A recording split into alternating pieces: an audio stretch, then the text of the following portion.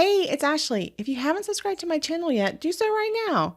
Today, I'm recapping my conversation from the previous episode of the Courageous Worth podcast with my guest, Juliet Laycoe. Juliet is an attorney, author, mom, and the kind of person you want to be friends with. She's practiced law for the last 22 years, primarily helping people get through traumatic life events, like divorce and death of a loved one. Her compassion and strong desire to help others led her to write and publish 2 books on the subject of divorce. Juliet describes herself as logical, caring, and fun-loving. She is a proud mom, runner, and a jilt of all trades. I loved episode 25 with Juliet. It was such a great conversation. I love how she steps into people's lives to help them through these difficult times. And there were so many things that really stuck out to me. I love that she reminds her clients the importance of slowing down, the importance of when you're experiencing a lot of very intense emotions, how it might not be the best time to make big decisions out of those emotions. And I think that we all can relate to that wisdom. I'm sure that we have all done things in the heat of the moment that we regretted later and wished, oh, if I had only slept on that, or if only I had taken some time to unwind, I would have said something different in response. I would have made a different decision. And it's a practice of being self-aware, of knowing, you know what, I am so mad about this thing. I'm so sad about this thing. So whatever about this thing, and realizing when you need to take a breath. Sometimes there are things that you should respond to immediately when someone is not being treated right, if you're not being treated right.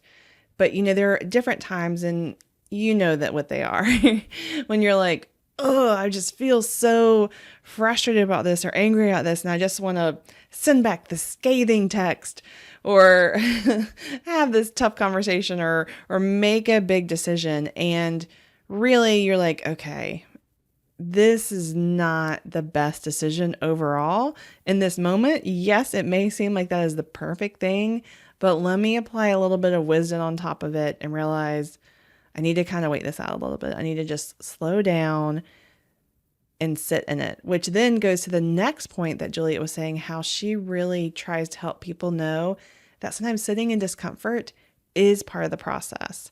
And so many times we just want to escape. I mean, no one loves that feeling. It's not a great feeling, but we have to recognize that those emotions are there for a reason and that we have to experience them. I don't know if you've ever seen the movie Upside Down. I love that movie so much. Thank you, Pixar. I know that it is written for children, but I got so much out of it. And spoiler alert, if you haven't seen it and want to see it, then maybe just skip over the next minute of what I'm about to say. But in the show, in the movie, it's all about all these different emotions that we have running on inside us. And there's joy, there's anger, there's fear, and there's envy, I think, or maybe she's judgment. I can't remember, something like that. But there's also sadness, and joy keeps pushing sadness to the side. She doesn't let sadness really have an impact in the person's life that they're all wrapped up inside. But at the very end of the movie, sadness is what that little girl needed. She needed time to cry, to just process the loss in her life from leaving her friends and moving in a new place and all these different difficulties. And so discomfort, pain, sadness, as difficult and not fun as they can be to experience, there are times in our lives when we have to experience them. And if we just try to jump past them, if we try to distract ourselves or pretend like there isn't a purpose in experiencing it, that damage will still be there. That area will still need to be dealt with, and it'll just be sitting there waiting until you allow that time to happen. And from what I've seen from working with different people in counseling and different things, and also situations in my own life, that one of 2 things happen when we run from those areas. We put up walls so that we can get by with not dealing with it and doesn't hurt too much, which means that we are numbing part of ourselves off and part of our life off.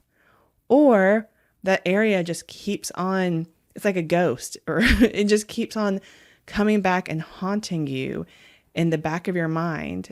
And so no matter what, you are not living fully, truly, authentically until you walk through some of those areas of discomfort. And it's hard.